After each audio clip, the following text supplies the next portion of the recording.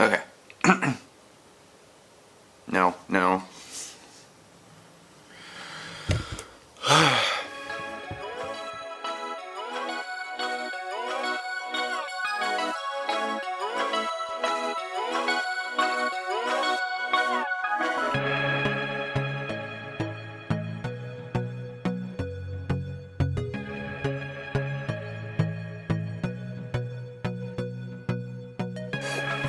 What is up, guys? It's your boy Dylan, back at you with another video here today.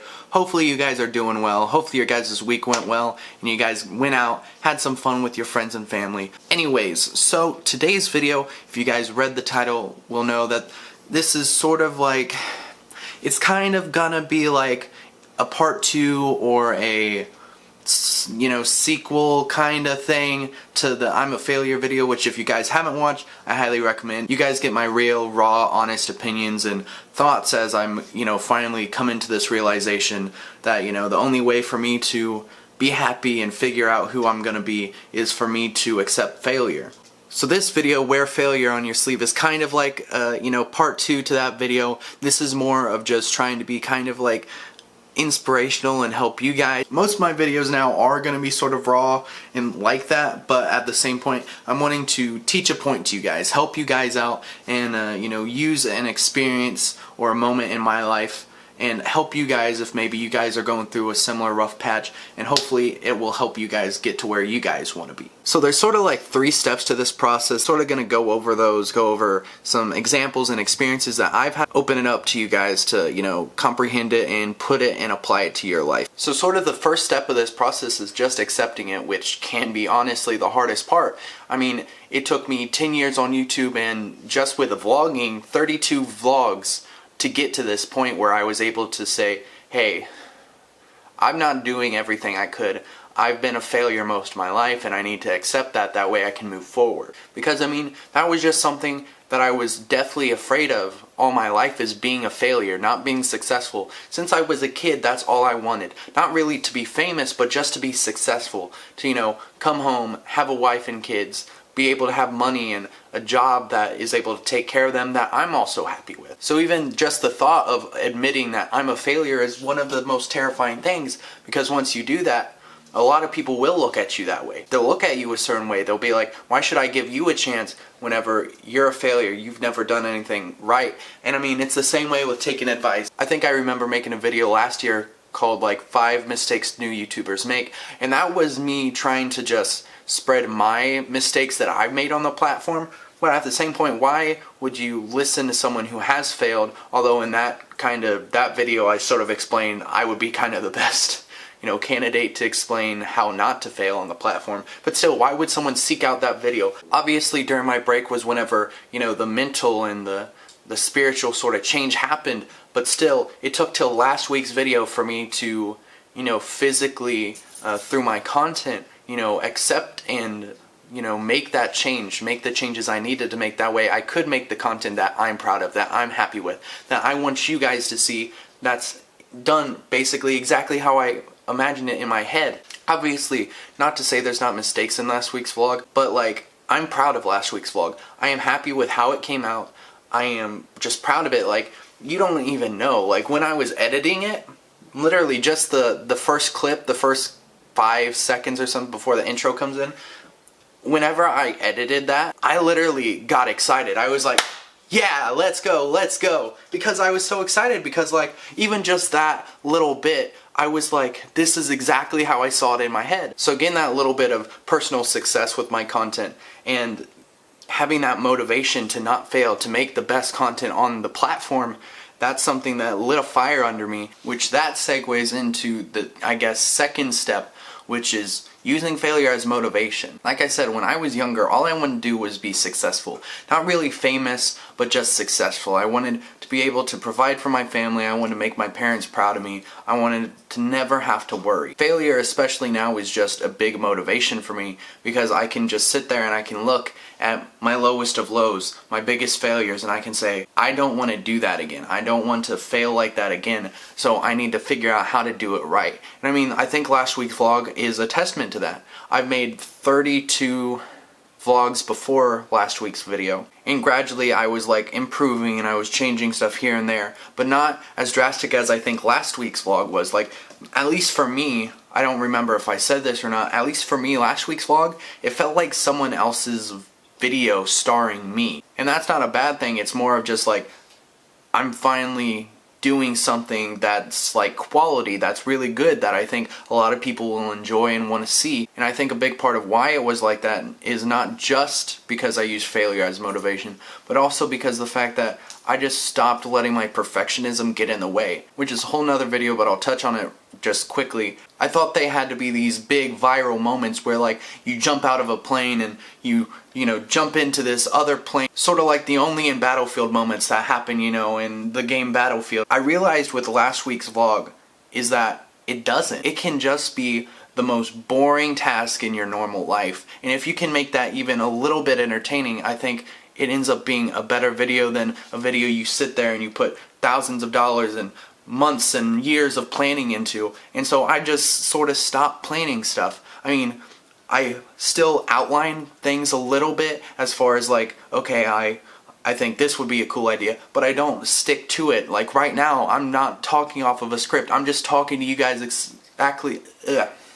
exactly what's in my brain. Case in point, me screwing up all the time. But I don't want to make boring content. That's sort of the thing that I am afraid of with this video, is that I'm sitting down and just talking to you guys more so than last week, which was sort of like a travel vibe. It was cool and it was exciting and it was seeing this big beautiful view and it had this journey. And this one has its journey, but it's not in the same way. Like I said, last week was more of this like travel vlog, you know, beautiful spectacle, and this week is more of a low, chill out, sit down, let's talk sort of deal. And the thing I'm just looking to do is just make every single video different. I know, you know, one of my biggest inspirations obviously, and I think a lot of people's inspiration on the platform, is Casey Neistat. And the reason why he ended the vlog was because he found this formula and he wasn't being creatively challenged anymore. And so I think that's the thing that I want to avoid at all costs, is finding that formula. You know, last week it had that sort of cold open. You know, this week it sort of had a cold open too. And I don't want that to be every single video. I don't want it to be cold open, intro, scene one. You know, I want to mix up the format. I want to do different things. I want to do weird, crazy, different shots. Like everything doesn't have to be on a tripod, and everything doesn't have to be on a stupid gorilla pod. You know, everything can just be different, and that's what I'm looking for. I want to be a different YouTuber. I don't want to be like any of the other vloggers you see on this platform, because if I am, I'm not doing my job right.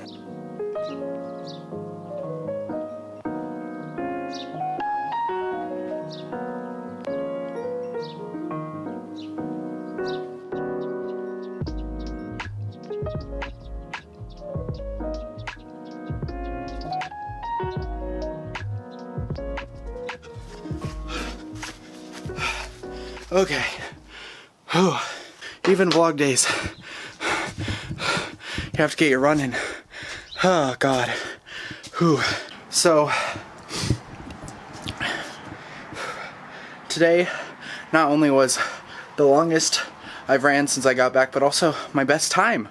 You can see right there my first day back, which was like, what is today? Wednesday or something like that. I got 1.6 miles in with a 13:24 per mile pace. That took 22 minutes. Then day 2 was 1.6 with a 14.2.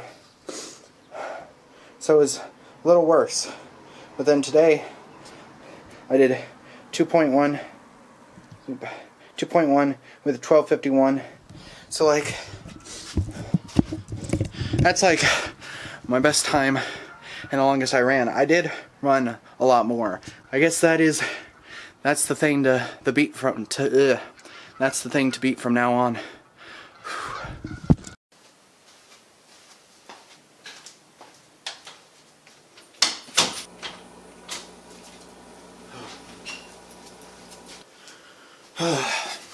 Okay, so sort of the ending. I don't know if the actual ending, like with me doing my run, actually got put in here. Obviously you guys will know because you would have seen it. If not, you guys have no clue what I'm talking about. But just in case, I want to reiterate and go over the last point just so I know for sure all the bases are covered. So the last bit I want to talk to you guys about is using failure for success. And the thing is, it doesn't even have to be your failures that you're using to make you succeed.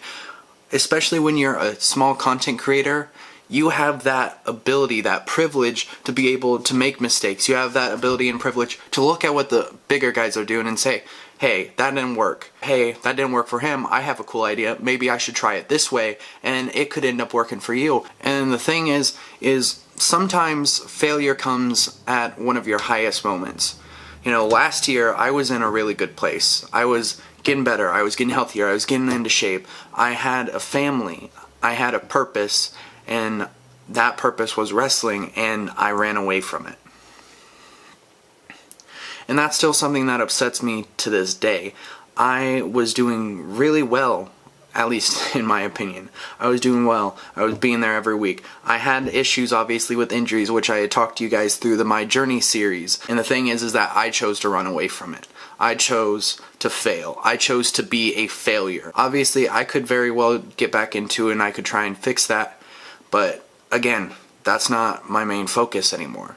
Before it was, I want to get into wrestling, and now it is, I just want to make films. I just want to make videos. I want to tell stories. I want to help people. I haven't ran really, other than this week when I started again, I haven't ran since October. I haven't worked out since October.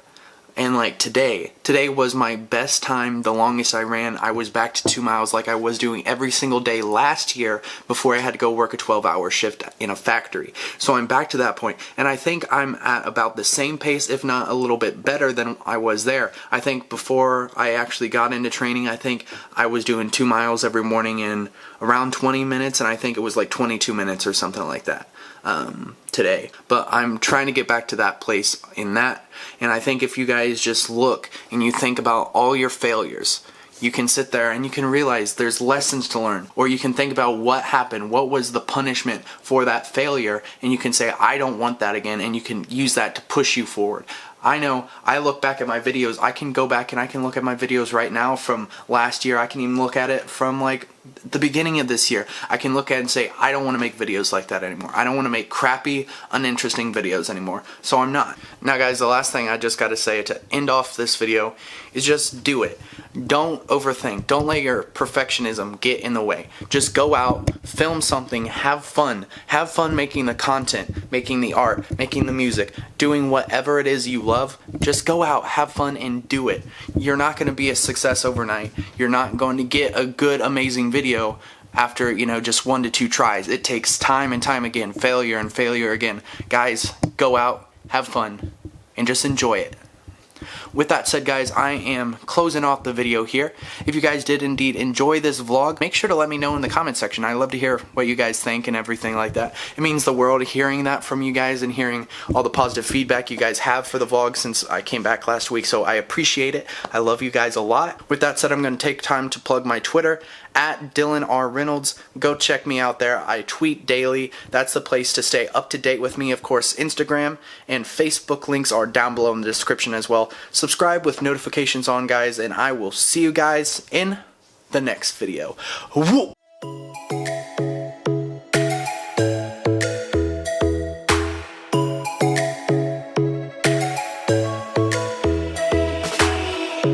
Lightning strikes by my window, hits my chest right in the morning, like a warning. Could have slept here for days.